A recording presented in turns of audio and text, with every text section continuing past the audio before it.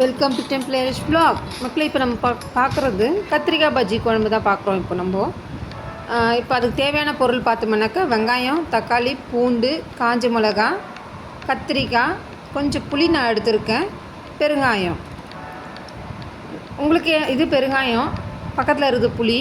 உங்களுக்கு எது தேவைப்படுதோ நீங்கள் இப்போ விருப்பம் இருந்தாக்கா புளி சேர்த்துக்கலாம், இல்லைன்னா புளி சேர்க்கணுன்னு அவசியம் கிடையாது. நான் புளி சேர்த்துருக்கேன்.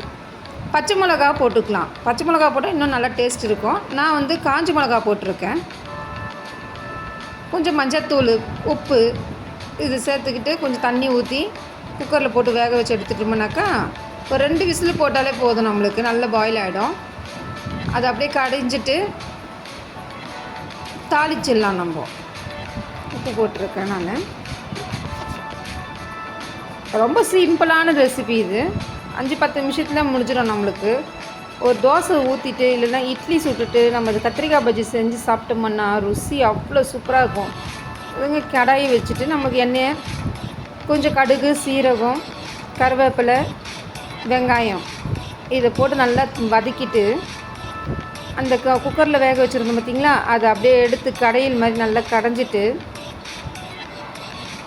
நல்லா வெங்காயம் வதங்கின அப்புறமா நம்ம அது கூட சேர்த்துக்கலாம். வேக வச்சு எடுத்துட்டோம்.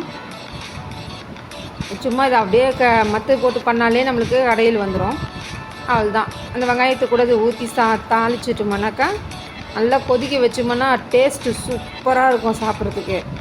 இது உங்களுக்கு பிடிச்சிருந்தா வீடியோ சமைச்சு பார்த்துட்டு எப்படி இருந்தது சொல்லுங்கள் மக்களே. இந்த வீடியோ பிடிச்சிருந்தா லைக் பண்ணுங்கள், ஷேர் பண்ணுங்கள், கமெண்ட் பண்ணுங்கள், மறக்காமல் சப்ஸ்கிரைப் பண்ணிடுங்க மக்களே. அவ்வளோதான், கத்திரிக்காய் பஜ்ஜி ரெடி. தோசை, கத்திரிக்காய் பஜ்ஜி, சூப்பர்.